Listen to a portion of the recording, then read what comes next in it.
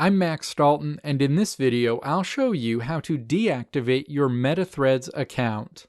MetaThreads is a great social media platform for staying in touch with friends, following news events, and discussing popular topics with a broad group of people. However, whether someone on the platform is bullying you, you posted something that's not being well received, the platform is distracting you from other things you need to focus on, or any number of other reasons, you can easily deactivate your MetaThreads account.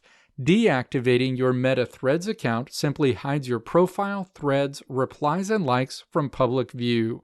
You can reactivate your profile at any time by logging back into Threads with the account you deactivated.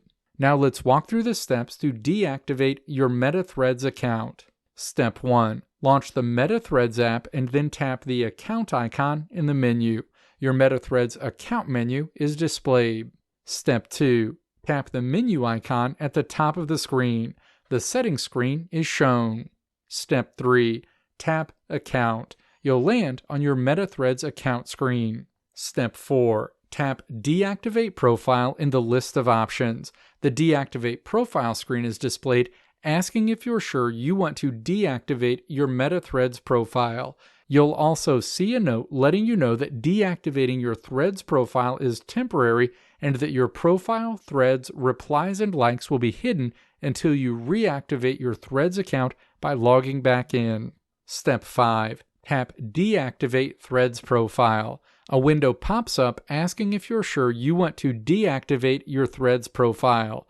Tap Deactivate in this window. Your Threads account will be deactivated and you'll be routed to the Threads login screen. Again, you can reactivate your profile at any time by logging back into Threads with the account you deactivated. Let me know if this video helped you out in the comments below. If you liked what you saw here, click the video links on the right side of the screen to check out another video, or click the logo on the left side of the screen to check out my tutorial website at www.deactivating.com.